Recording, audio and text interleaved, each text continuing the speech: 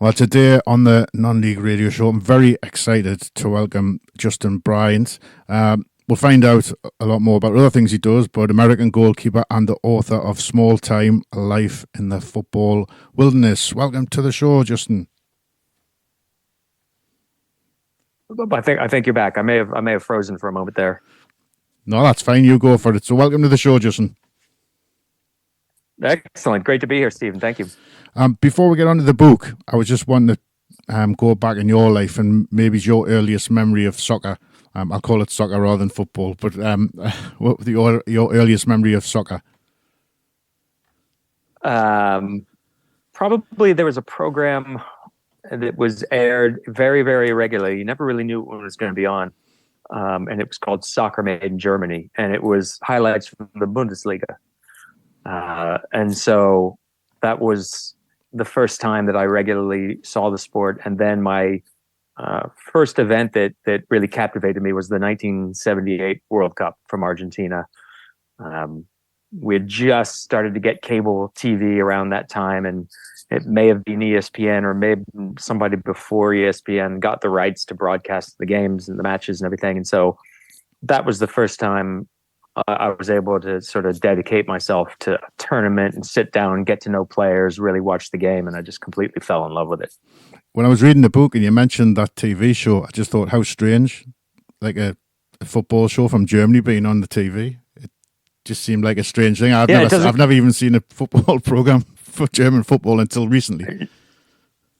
It's funny, the episodes are on YouTube, or at least clips and highlights from it, and so you can get a real glimpse into the past from what it was like back then. But it was essentially like a week wrap-up show. It would go out on a Sunday night, and they'd highlights from all the Bundesliga matches. And it wasn't like it is now. Bayern didn't win the league by 30 points every year. It was actually, if I remember, it's fairly interesting. You had teams like Kaiserslautern and Borussia Mönchengladbach that were winning leagues. And so that was a decent introduction to the sport. And then, of course, we had the North American Soccer League, the first iteration of the professional league in this country back then. And that was the one with Pelé and Franz Beckenbauer, George Best, a lot of retirement age stars. And in those years, when I first picked up the sport, it was quite popular. And our local team, the Tampa Bay Rowdies, would get 40,000 people a game. It wasn't sustainable because there wasn't a pipeline of American talent coming through, and they were spending too much money on these retired players, and they weren't getting the commercial and the corporate investment. So it burned itself out after a few seasons. But that was another thing that got me into the sport and playing myself. So do you think that was probably what kicked the soccer off in the States, the likes of Pelé and all them sort of players, on the shores of across the pond?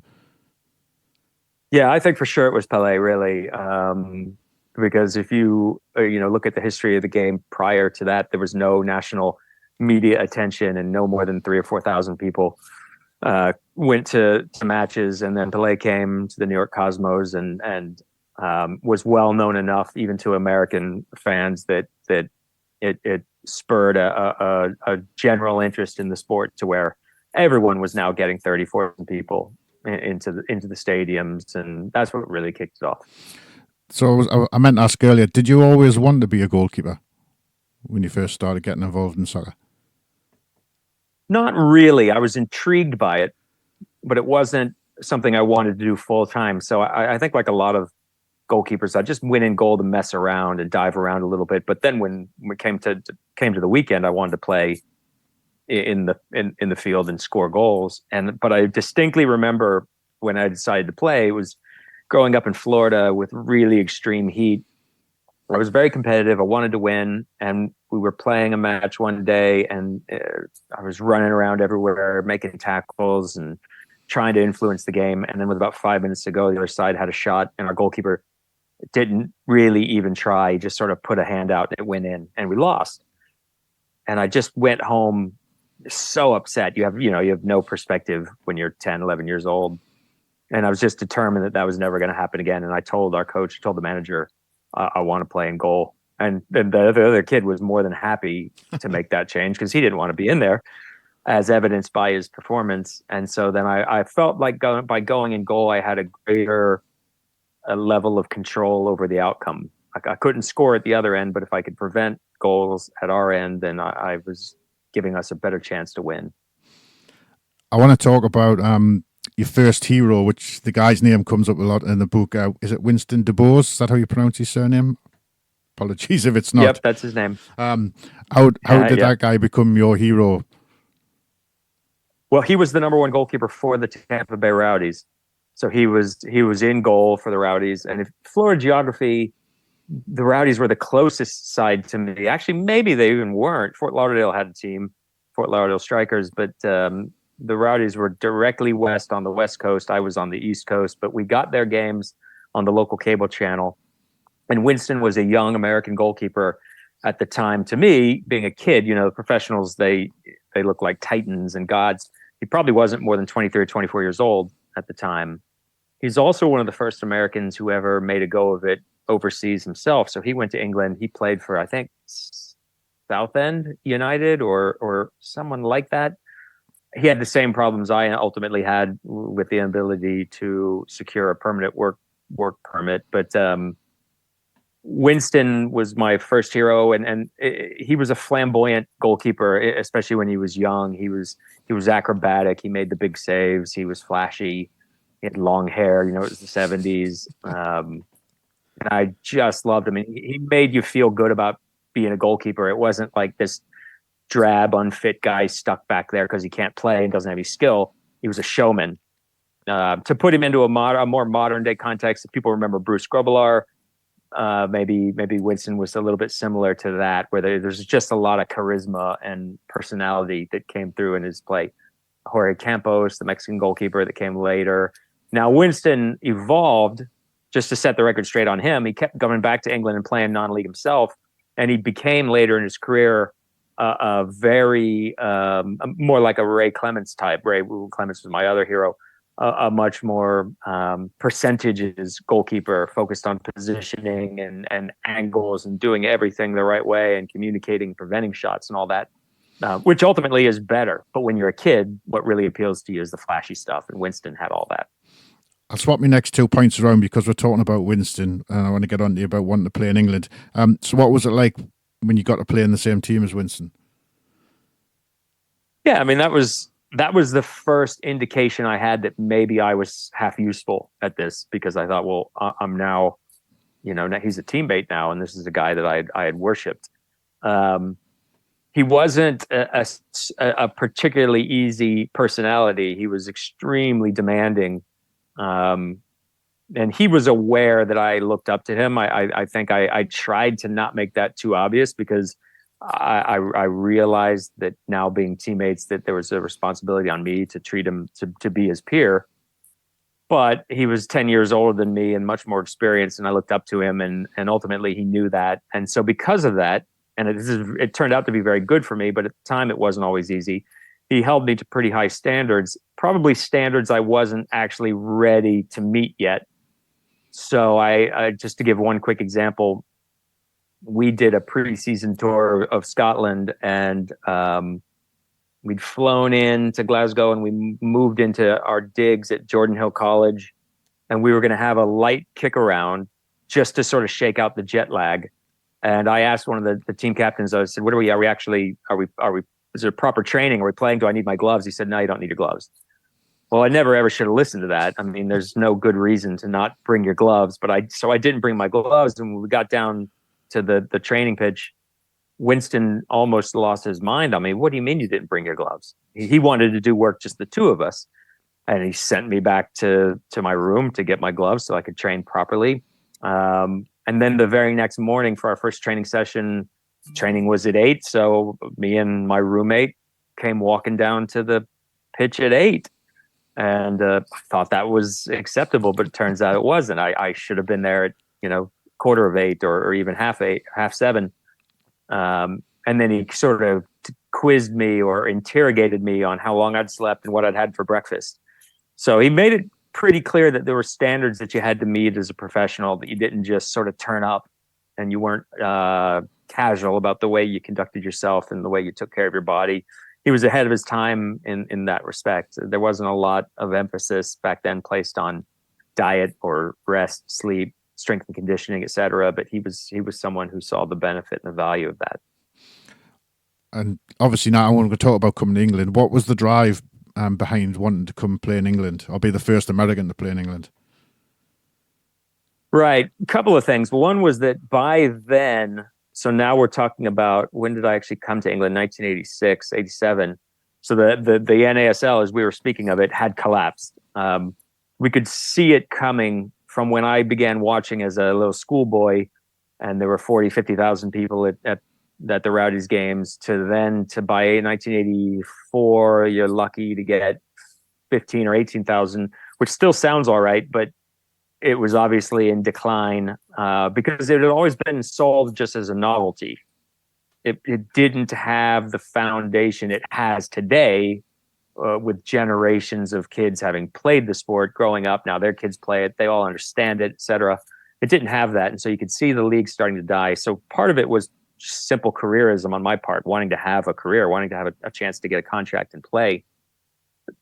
The other part was, even when the league was decent, I just grew up reading these stacks of Shoot magazines that like an English neighbor would bring back when he would go home for me. And I was a bit of an Anglophile, and I like I said, Ray Clements was a big hero, and all of the golden age of English goalkeeping back then with Clement Shilton and Phil Parkes, Joe Corrigan, Peter Bonetti, on and on. It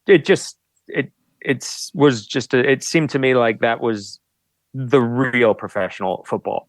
What we were trying to do in the States back then was sort of a pretend version, and it was gimmicky, and it was not destined to last. And so I wanted to try to play in England to have a real career. By the time I actually went to England, I sort of realized the odds were stacked against me in regards to the work permit laws at the time, which were pretty restrictive unless you were a full U.S. international, which I was not. And so what I really wanted to do then is just, even at the lower levels or the non-league levels, use the experience to simply improve as a goalkeeper. And it seems, before we getting to Borehamwood, it seems early on and in different parts of the book, you put a lot of pressure on yourself, over-analysing yourself. And maybe, I don't know if it's a goalkeeper thing, or a goalkeeper is going to be under more pressure than maybe a centre forward that misses an open goal or something. He's got another chance. If a goalkeeper makes a mistake, it's the end of the world. But you seem to put a lot of pressure on yourself and analyse yourself quite a bit during the book. Yeah, it probably to an unhealthy degree, for sure. I mean, there's a couple of problems with mental side of the game in goalkeeping. One of them is that you can actually dwell on things that happen in a match during the match. So if you're a central midfield player and you put a couple passes wrong, you really don't have time to worry about that and think about it, because you're still involved in the game at all times. Whereas if you're a goalkeeper and you come for a cross and you miss it and it gets headed in, you might not have anything to do for the next 20 minutes. And it's very, very difficult for your mind not to keep going back to this awful thing that just happened. Sometimes it's even worse if you get away with it. Sometimes I found if I came for a cross and misplayed it and it was scrambled clear, I felt like I had been very, very lucky, and now I was certain to pay for it somehow still down the line. So yeah, the first problem there is that you think about these things during the match themselves. The second thing is that I tied up my self-worth as a human being into how I was playing. So if we played on a Sunday, or say a Saturday 1 o'clock kickoff, and maybe we had a midweek game at Wednesday, maybe we didn't, but if I didn't play so well on the Saturday, then for 4 or 5 or 6 days, I would be going to training and I'd be going home and I'd be walking around and I would just be feeling as if I'd let myself down. And it may have been something as simple as a few mishit goal kicks, or not shouting for a ball I should have, or not coming for a cross I should have, or misplaying a cross or something. But it took on a greater weight than that, because I had this idea that a professional does it perfectly every time.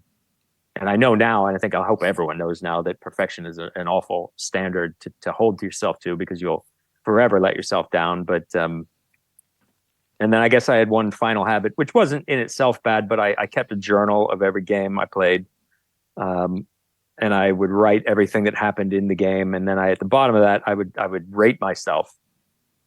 and I still have all those. And the ratings I used to give myself were pretty horrific. Like I would, in retrospect, a perfectly decent game, maybe a good save or two thrown in there, and I give myself a 6.5 out of 10.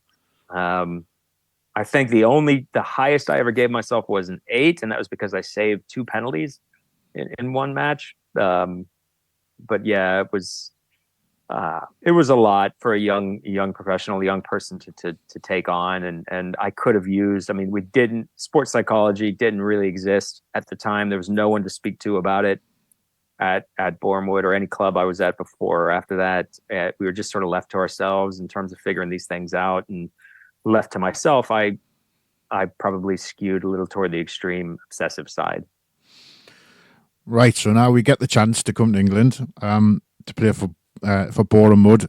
How did that sort of come about, and what's it like travelling to England I'm guessing by yourself to the new area, new people, and then playing for a new club? It got set up by a guy called Mark Dillon, who was the manager at Orlando Lions, which was the first club I played for in the U.S. Mark himself had played in some iteration of the Welsh League, and he played with John Drabwell, who then became the manager of Boreham Wood. And Mark knew I wanted to go to England. He knew I wanted to test myself there and try and improve. Ideally, get a contract somewhere. But so he spoke to John Drabwell, and John said, "Sure, we'll have him over. No promises that he gets a game, but he can train with us, and we'll see how it goes." So I flew. I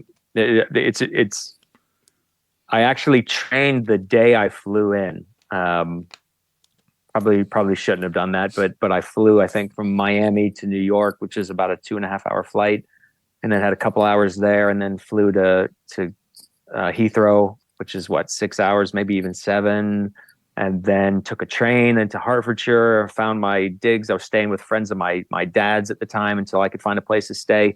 And then I phoned up John Drabwell to say, "I've made it. I'm here." And it was probably 5 o'clock or so, 6 o'clock in the evening. And he said, "Great, we've got training tonight if you want to come." And I said, "Yeah, absolutely, I'll come." I mean, I haven't slept I can't sleep on planes.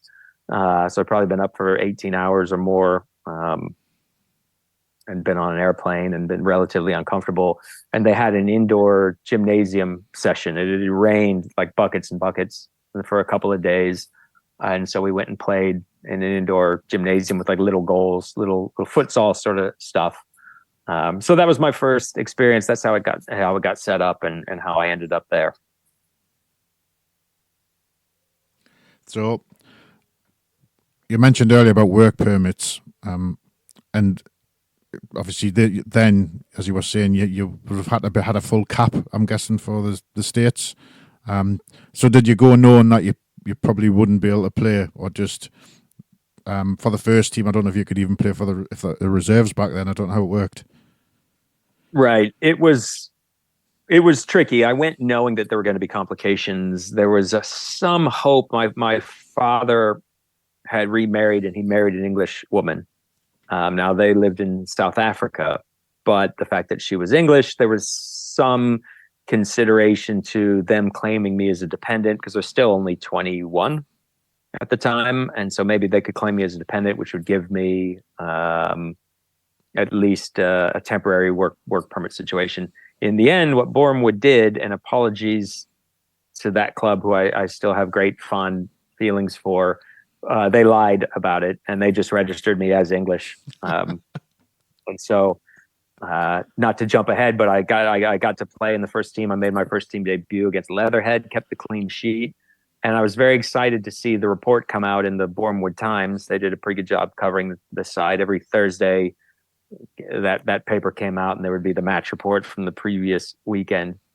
And the match report came out, and it made great mention of my debut, my successful debut in goal, but never mentioned that I was American, which was, I'm not particularly nationalistic, but I was proud to have gotten on a plane and flown to another country where I didn't know anybody to test myself. And then got to the point where I got given a debut, and the debut went well. And then they didn't mention. I thought it was odd that it didn't come up that I was American.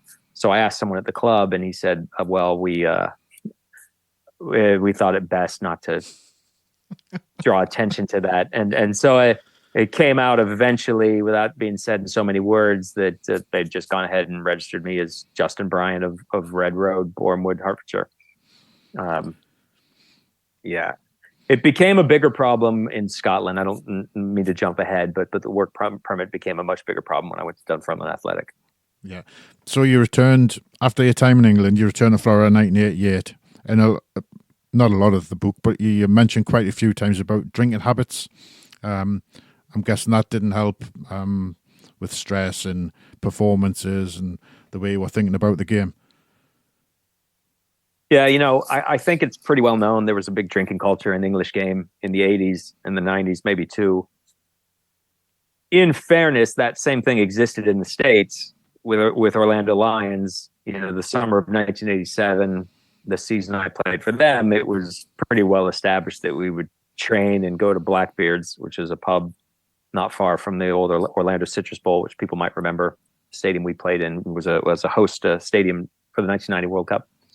So we would train, we'd go to Blackbeard's and drink ourselves silly, and then we'd have matches and we'd go to Blackbeard's afterwards. So the same thing existed in the States, but the difference was you had to drive. You have to drive everywhere in the US, particularly in Florida. So you are somewhat, if you are, a somewhat responsible person, you're not going to drink yourself into a stupor, then get in a car. So you're sort of mindful of that. Well, at Borehamwood, we've got a pub in the ground, and I lived 3 blocks away from the stadium, but 3 blocks away from the ground was my lodgings. And so I was, I came to the club as an outsider, and most of the players would stick around after training and matches and have a few pints. And so I joined in with that as a way to, integrate with the squad, and probably overdid it. Well, definitely overdid it by athletic standards, by standards of an athlete. I drank. We know now, again, we didn't know this. We know now that having 2 or 3 pints is the same as, in terms of your athletic performance, has the same effect on you as if you don't sleep at night. You play the next day and you're slower, you're dehydrated, you're more likely to injure muscles, you don't sleep as well. The list of negative effects is very long. We didn't know that then. I'm not sure we would have cared anyway. It was just too big a part of the culture of being in a team, and certainly at the non-league level. And it was, you think about it now, it's such a genius thing by clubs. I mean, they pay us with a little brown packet on a Friday with cash.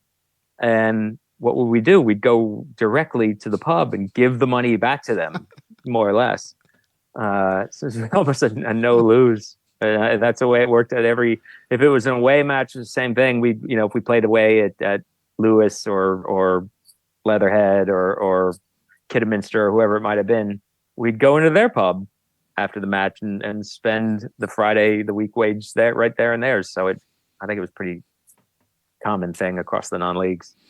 One of the highlights in the book for me, and I'm sure it was one of your highlights, was the chance when you got the 2-week tour to come to Scotland, Celtic, St Mirren, Aberdeen, Dunfermline. So just wonder if you could talk a little bit about what that was like for you.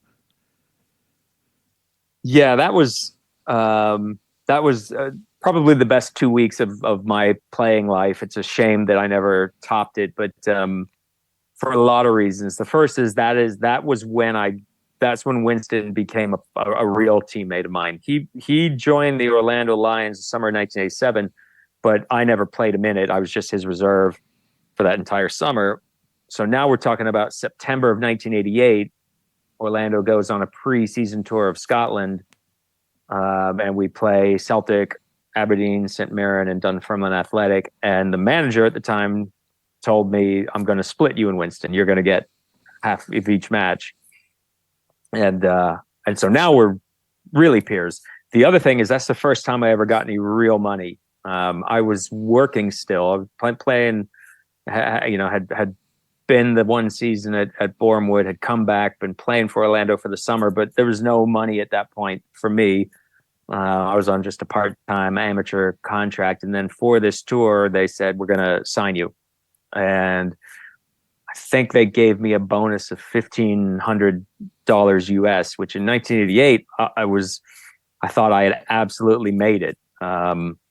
I was working at a resort hotel on Cocoa Beach for probably $4 an hour. I'm not sure what I would have made in the 80s, but probably that might be generous. Might not have been that much.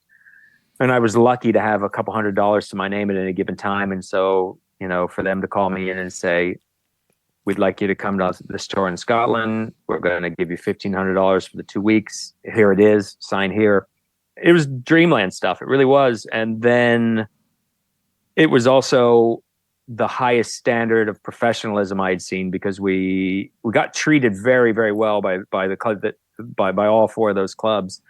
We were early season friendlies for them. So it's September, so the season's already begun, but they used the matches, I think, to sort of give reserve team players a run out and all that. But they advertised them with the fan base, and we got decent crowds. But it was really amazing to sort of be brought into like the trophy room at Celtic, and you see the European Cup replica that they'd won in 1967, I think it was. I didn't actually play the Celtic game. The manager, John Higgins, told me, I'm going to give all 90 minutes of this one to Winston, but then the two of you will split the next games. And then the next best thing for me was that I played really well in those games. So against St. Mirren, I played the second half. I had a lot to do. I made a lot of saves. I kept a clean sheet. They had a decent little crowd there at Love Street. That was the first time, again, they had a lot of first team players playing.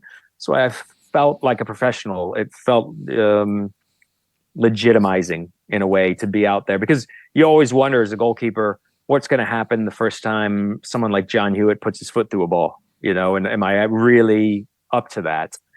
My career highlight at that point is keeping a clean sheet against Leatherhead. And now this Aberdeen side still has players left from the team who, won the European Cup Winners' Cup against Real Madrid. Played well against them. Played well in the final game against Dunfermline Athletic. Went to penalties, saved the first two penalties. So yeah, that 2 weeks was really wonderful. I also can't emphasize this enough, and I know maybe sometimes to people in the UK it's hard to understand, but to leave Florida in September to escape that kind of heat and go to the UK and get a chance to play.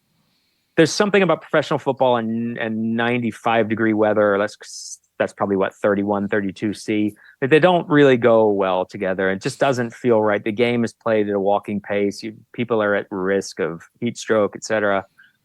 And to go from that to now, playing in these real grounds with crowds in them, even for friendlies, again, it was very validating. It made me feel like I can do this. I'm good enough to do it. I've had 45 minutes against three different good professional sides, and I haven't embarrassed myself. In fact, I played well enough that I got noticed, from it, and that was definitely the best 2 weeks of my playing career. And moving on from that, in the book, you fall in and out of love quite a bit with goalkeeping and soccer. And there's a little section where you get into, like, not deep, but it's a bit, you start talking about your stresses, things that's wrong, and obviously things back then people didn't talk the same as they do now. And I'll just quote some things. You were struggling to sleep, you were drinking, eating poorly, stomach problems, which you talk about quite a bit in the book, and you're worried how you look, wearing oversized clothes and stuff. That's big stuff back then when basically nobody really talked about stuff like that. That must have been a massive thing to go through. Yeah, it wasn't a pleasant time. So this would have been just the following year, 1988. The Scotland tour went so well. I thought I was absolutely set. I thought for certain I'm going to sign a full-time professional contract. I'm going to have a career. I'll play till I'm 35. And a couple of things happened. The Lions manager, the Orlando manager who took me on that Scotland tour and who believed in me and gave me the chance to play, he got fired. Because new management bought the club with new owners. They brought their own guy in. The guy that came in didn't rate me. He brought in his own players, and very unceremoniously, many of us, but most importantly to me were let go without contracts. And so that was a big blow emotionally. And I had wrapped my identity up with being a professional and going to be a successful professional. And suddenly I found myself without a club, without a contract. I knew I could go back to Borehamwood. I wanted more than that at that point. I wanted, a decent salary and playing in good stadiums with crowds and all that stuff. And so I went into a pretty dark place for a while. And as you say, there's not really anyone to talk to about it. There's not the kind of infrastructure or support that players have today. And it could be better today for sure, but it's certainly much better than it ever was then. And I very much fell out in love with the game for a little bit. Lost a lot of weight. I was already on the lean side as a player. And then when this all happened, in 1989, I think I lost probably at least 1.5 stones, probably 20, what we would say 20 pounds or so. I'm not sure how much that is in your medieval potato-based about weight stone and a half. Yeah, okay, we'll go with that.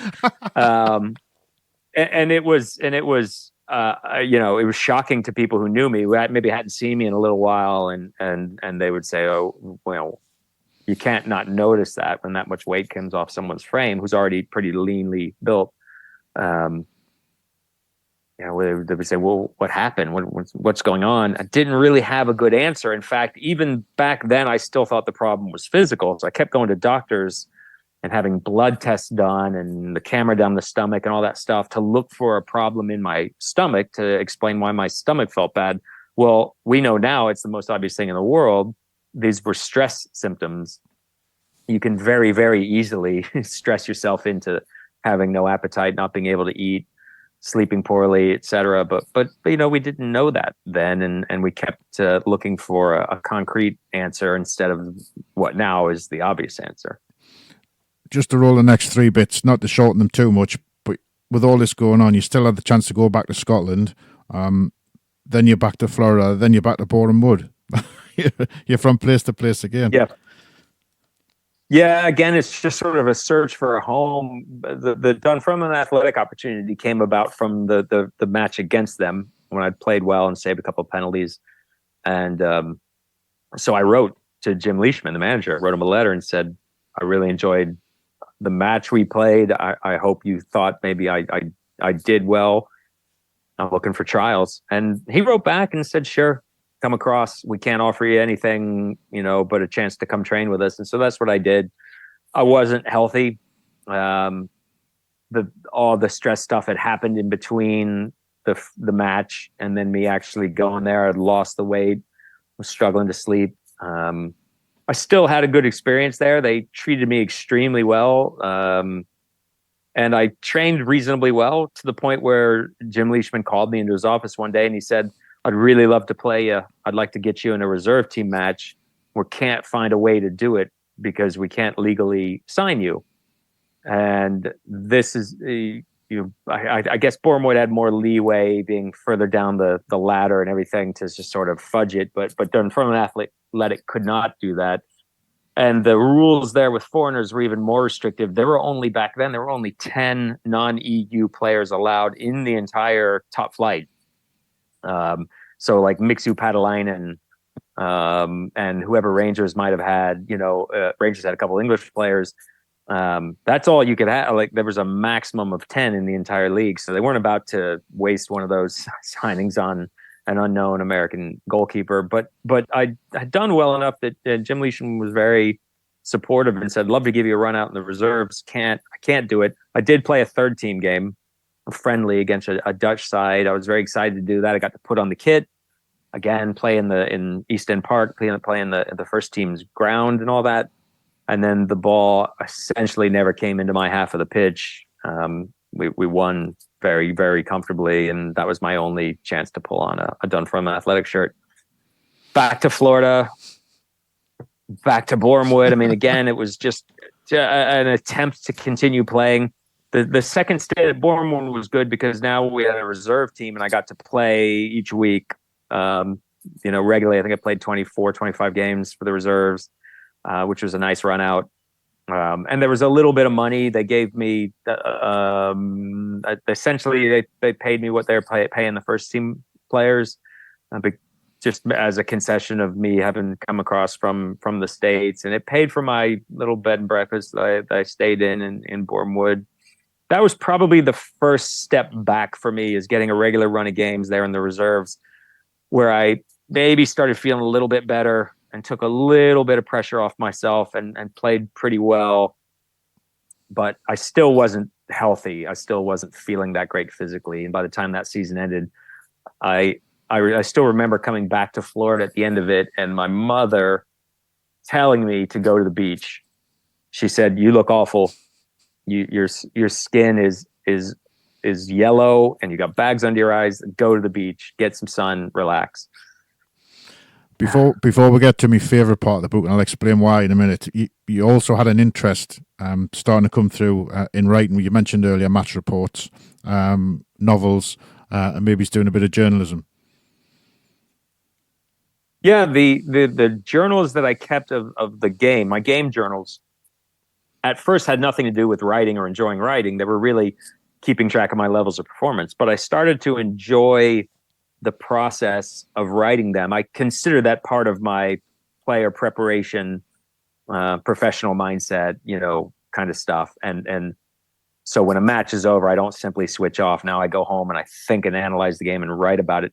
But I started to actually enjoy that and pay attention to my writing and try to choose my words well. And then I knew something was up. I knew that it was really starting to be something I enjoyed when during the match, something would happen and I would think about how I was going to write about it that night.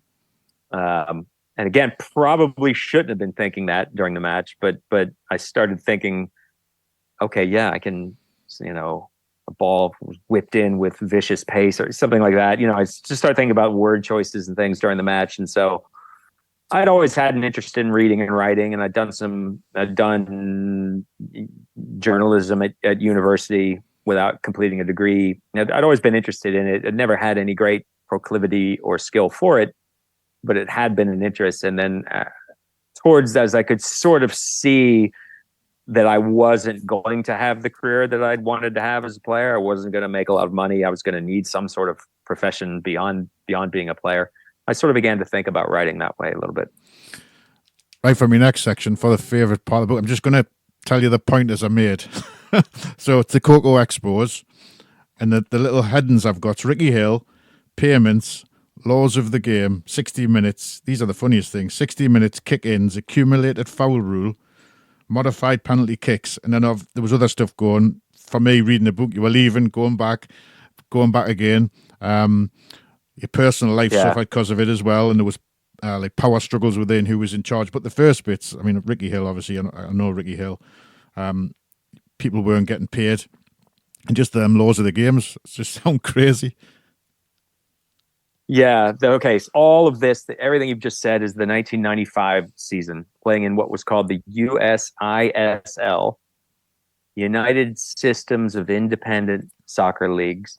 And everything people in the UK might think about football in America and the experimentation with the law, all of it was jammed into this one season in the USISL, where they decided to try all these things, which, in fairness, some of these ideas still persist today. But just to cover them all, we played a 60-minute clock, and it stopped every time the ball went out of play. So it only counted down or up to 60 when the ball was in play. So ball's in play, clock is counting, a shot goes over the bar, clock stops. I go behind my goal, retrieve the ball, put it down, take my goal kick, the clock starts again. This idea just came up again. I don't remember who brought it up. Was it Martin Tyler or somebody like that? Why don't we try they kept track during the last World Cup about how long the ball's actually in play. There's nothing you can do about that. The ball goes out of play. What I found anecdotally is that the games were pretty much exactly as long as normal. It ended up taking the same hour and a half to play a 90-minute match that it would have done either way. So that one was a little bit. The accumulated fouls thing is truly crazy. What that meant was if you, and I say it in the book, I don't remember the number, six or seven, I think, yeah. Seven, yes. Okay, so if you committed 7 fouls in a half, the other side got a penalty. But when I say penalty, you've got to cast your mind back to the 1970s NASL, not a penalty kick from 12 yards from the spot, but the old style where they put the ball down 35 yards from goal and a guy gets to dribble in on goal. He's got 5 seconds to have a shot and try to score. So this is what happened. Like, so we would have an assistant coach on the touchline whose job it was to keep track of the fouls. And if we got to 5 or 6, he'd start shouting to everybody, you know, no fouls, no fouls, no fouls. And obviously it still happened. So 3 or 4 times that season, I had to face these absolutely mad dribble in from 1v1 situations because we had committed a 7th foul. I did all right at them. I remember saving a couple, and I remember maybe 1 or 2 going in also. So that was a crazy rule. That's also how we decided draws. If we played 90 minutes and it was a draw, we would then play golden goal. Might have been 20 minutes. I don't remember. And I remember we won a couple of matches with the golden goal. But then if there wasn't a golden goal scored, instead of a penalty shootout, we did this crazy dribble in from 35 yards. Each team got 5 of those. That I remember very well because we had one of those in a game playing the team down in Miami. The levels of professionalism in this league varied so wildly. We would go some places and they would be 9 or 10,000 people in the stands, and it felt like a decent professional atmosphere, decent professional game. I remember this Saturday we played in Miami at like 1 o'clock. It was pushing 100 degrees and there were probably 20 people in the stands. I mean, I could look to my right and like literally count individual people. And I just thought, what am I doing here? And we got into this penalty shootout thing and we won it, and that was fine. But maybe you remember were there other, well, then the payment stuff. So, right. Well, sorry, I'm gonna mention Ricky Hill, the most lovely person in football, bar none. The best thing that ever happened to me in my career, the 2 best things are getting to play with Winston DeBose and getting to play for Ricky Hill. Ricky was actually player manager, so he still played at the time, but he just managed. Just wonderful, lovely, lovely guy. The non-payment thing was really interesting. So I actually, at this point, this is the 1995 season. I didn't play in 1994. Played at Boreham Wood in whatever, 91, 92, it might have been 93. No, it wasn't even 93. I didn't play in 93 or 94. I thought I was done at that point, and I had gone back to university to finish my degree and then started doing some coaching. And a friend of mine played for this team, the Cocoa Expos, in the USISL, and he said, why don't you play? You're home for summer anyway. Get $100 a game. We play 20 games. It's $2,000 just to sit on the bench. We need another goalkeeper. We got the one guy who's the number 1. He'll be the number 1, and you'll just be the reserve. So I said okay to that. And then within a few games of the season, I more or less accidentally became the number 1 because the guy that had been the number 1 wasn't playing that well. And then he also got a offer somewhere in Europe, like Norway or something. He'd gotten a plane and left. And I came to training one night and everyone just looked at me differently. And so I found out I was literally the only goalkeeper at the club, and they had no choice but to play me as the number 1. So now I'm supposed to be getting this $100 a game. Well, I played 6 or 7 games and nothing came through. And I talked to some of the other boys, and some had been paid and some hadn't. And at this point, I had more or less given up on the idea of being a highly paid professional player.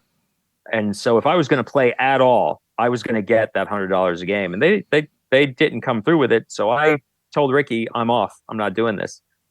And I went home and they played 2 games without me. They got some kid like from an academy team to play in goal, and they lost both games. And then the general manager of the team called me up and said, well, what's going on? What's the problem? I said, well, the problem is you haven't paid me. You said you were going to, X dollars a game. It hasn't happened. So well, don't worry about that. We'll pay. Come back. So I did. Went back, played X number of games, another 5 or 6 games. Got paid maybe part of the money they owed me. Threatened to leave again. At this point, I realized I had leverage, being the only goalkeeper. In the end, it went that way off and on. We got paid sometimes, we didn't get paid other times. And then when the season finally ended, they owed me another $600 or $700, and it took months to get it. I didn't give up because I needed it.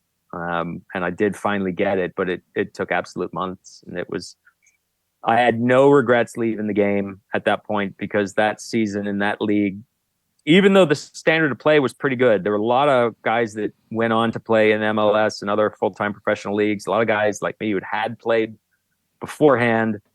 And then I played pretty well. My level stayed high that entire season, despite how, you know, distressed I was by the lack of professionalism in terms of how things were run and the weird laws and all that.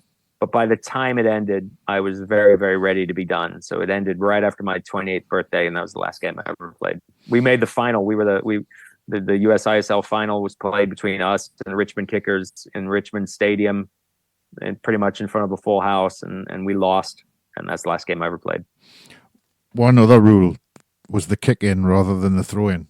That was That's right. The ball went out of play. Within 35 yards of the goal that you were attacking, you could just put it down and kick it in like a corner, and there were no offsides. So people could come crowd around me. That turned out to be really good for me, though, because by now I've got a couple of seasons in England under my belt, and the year playing for Boreham Wood in the reserves, where I was just getting pelted with crosses. I mean, I think people have to remember the non-league game in the 80s. The pitches were not good. There was no grass. You couldn't put the ball on the floor and pass and play, even if you wanted to. Nobody played out of the back. It wasn't, the conditions really weren't set up for that. So you got the ball wide and you got it into the box. And I learned how to come deal with balls in the air. I mean, it was trial by fire. It was something Winston was very good at, and so we talked about a lot. And then seeing a lot of it in England, I did really well with those kick-ins. It was actually a little showpiece for me. I looked forward to them because, you know, they would just lump it in from the touch line, and I would just come most often just come catch it in a crowd. So that was one of the. I didn't mind that rule so much because I felt like it suited my game. And we're nearly at the end, but I've got a few questions to ask all the goalkeepers that I've interviewed. But at age 40, your love came back and you got to play for the Brooklyn Gunners. Yeah. I was living in New York City. I was doing a graduate degree in writing, and hadn't played since, like I said, I was 28. And I saw these 3G pitches in the city, like in city parks, and I saw people playing and everything. I thought, you know, it might be fun. It might be fun to go back in goal and just join a little team or whatever. And I found this team advertising for a goalkeeper on Craigslist. There was the Brooklyn Gunners, a bunch of Arsenal fans, Arsenal supporters, playing in the Cosmopolitan League, and I played for them for several years after that, and I absolutely loved it, Stephen. I can't tell you how much joy I found in going back to the sport, now totally disconnected from trying to make a living from it, totally disconnected from conflating my sense of worth with how I played. But saying that, I took it very seriously, and I had the nerves and everything before games again, but I sort of enjoyed it this time. And the level of play was totally decent. There were some decent players at that level, and I really, really enjoyed it. I made friends. I'm lifelong friends with some of the guys that were in that side, the Brooklyn Gunners side. That would have been like 2007. I played for them for like five years or so, and really, really enjoyed it. And another thing I'll say about goalkeeping is that if your body can last, if you get into your 40s, it becomes much, much, much easier, especially if you've been in coaching in the interim, which I had been. I've been doing a lot of goalkeeper coaching. It becomes much easier in terms of reading the game and making decisions and taking up, proactive positions and communicating. These things that you've preached to others as a coach now come pretty naturally to you. And so as long as your body is held up and you can still move athletically, which I was fortunate to be able to do, I played really well. You know, it was really, really enjoyable. And I miss that. Actually, I'd still like to play. I'm only a few weeks short of 57.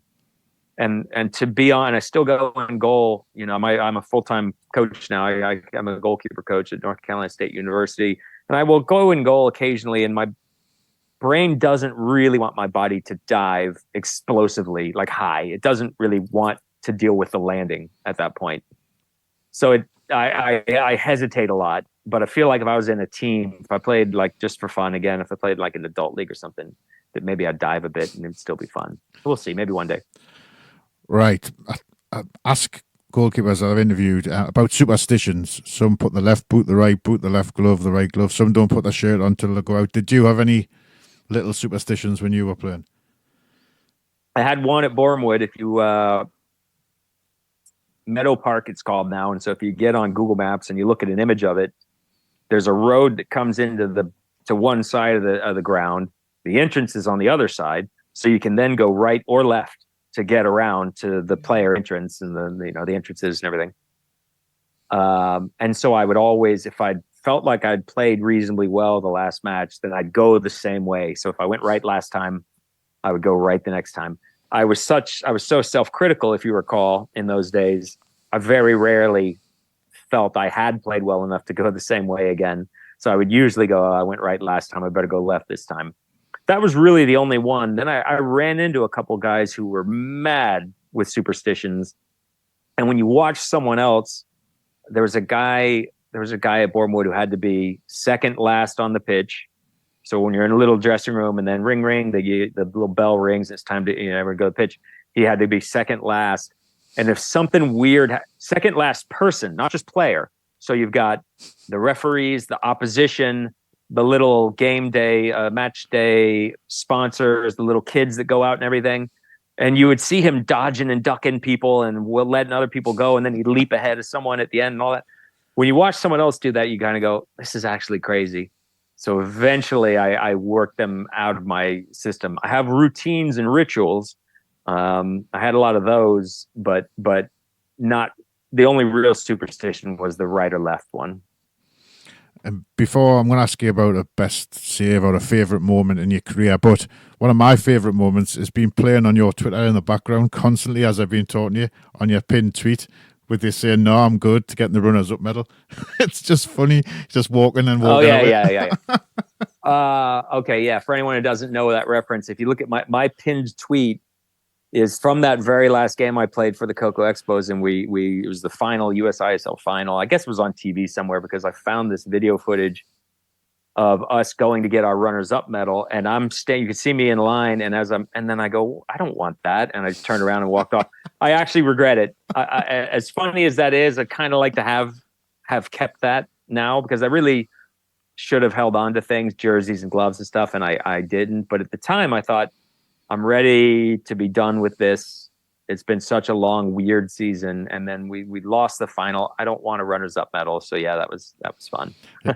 I mean, a favourite save might be difficult because you've probably done quite a few.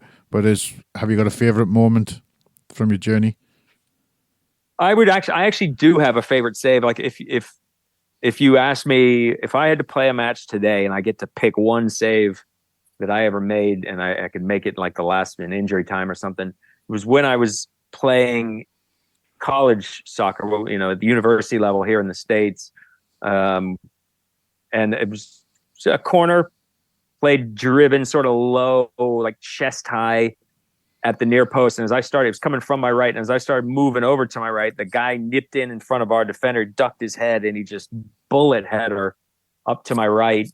And I don't remember actually seeing anything at that moment. It just pure blind reflexes took over, and I flung myself back, got a hand on it, touched it up onto the bar, and then we managed to clear it away. Probably my favorite save. If there's a favorite moment, it would be when we were playing that Dunfermline Athletic game. I played the first half. Winston played the second half. It went to penalties, and so they put me back in for the penalties, which was amazing. Winston actually offered that to me, which is incredibly generous of him. And so we took the penalties at the end where all the Dunfermline supporters were, the standing terrace, which doesn't exist anymore. And I went trotting down there first, and that terrace was full. And I just gave them a little clap. I thought I would, if anything, get some stick. But instead, the whole terrace just returned that clap to me with the whole overhand clap thing. And that was a real fun moment. Like for a kid born in the mid-1960s in Florida, it's very, very unlikely to get a moment like that, in an actual European professional ground from, supporters who've grown up watching that level of the game and all that. And I was aware that was a special little moment and still a good memory for me. So lastly, because it's been great talking to you, what are you up to now and what are you planning for the future? Yeah, I mentioned it before. I've really, really found that goalkeeping to be a lifelong passion. And so I've been a goalkeeper coach for a couple of decades. I have a nice position now at North Carolina State University. And I'm the goalkeeper coach for the women's team. It's just a genuine thrill for me to work with goalkeepers, young goalkeepers, because we didn't have goalkeeper coaching when I was young. We had to figure it out for ourselves. I had Winston and Ray Clements to watch, but nobody to talk to about narrowing angles or dropping to your line or staying up longer or getting lower, anything like that. And now we've got all this video technology and things. We can really work with the goalkeepers and help them. Nobody helps goalkeepers. I mean, every law that they change is to increase scoring. Every time they make the ball lighter, it's to increase scoring, and they make boots lighter, it's to increase scoring. And so I like goals too, as a fan, as a supporter, but as a goalkeeper coach, it's a great passion of mine to get to help goalkeepers. So I'll keep doing that until my body says can't do that anymore. Hopefully that's not for another 10 years or so. And any plans for the future? Just doing the same? Yeah, I mean, I feel very, very lucky. I mean, I've got friends that have gone into the professional game. I've never really aspired to that because I don't really want that 10-month traveling away from home. I love my wife. I love my dogs. I like being at home. The season at the university level, the college level is pretty manageable. The travel is pretty manageable. So I'm very happy where I am now.